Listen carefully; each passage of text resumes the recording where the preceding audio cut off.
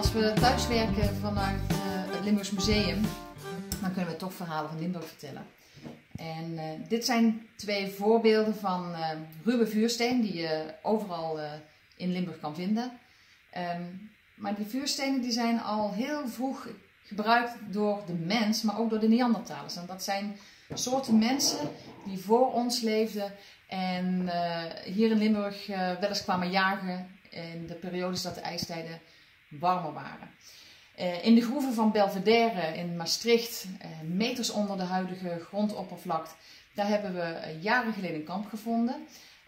Daar hebben ze vuurtje gestookt, daar hebben ze hun vuurstenen werktuigen bewerkt, vuistbijlen, maar ook schrapers waarmee ze de neushoorns vilden. En het mooie is dat er nu pas geleden in Amsterdam bij de aanleg van de Parkstadring ook werktuigen van Neandertalers zijn gevonden.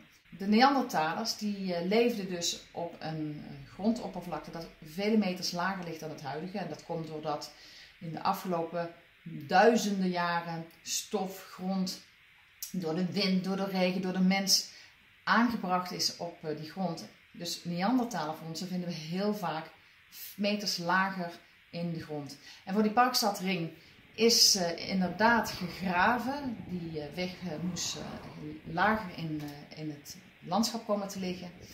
En ze zijn daarbij niet op zoek gegaan naar werktuigen, maar ze zijn op zoek gegaan naar een heel bijzonder laagje witte grond. Want dat soort grond, daar zijn in andere landen vondsten van Neandertalers opgevonden. Dus de archeologen hebben van bovenaf grondboringen gezet, zijn gaan zoeken naar dat witte laagje grond. En daar in Amsterdam vonden ze dat. En toen zijn ze op dat laagje grond gaan zoeken naar de vuurstenen werktuigen. En ze hebben er inderdaad een tiental gevonden. Dat lijkt niet veel, maar als je bedenkt dat zoeken naar Neandertalervondsten hetzelfde is als zoeken naar een naald in de hooiberg, dan is het heel knap gedaan. En wat is de reden waarom die werktuigen daar liggen? Zijn ze erachter gelaten? Zijn ze verloren?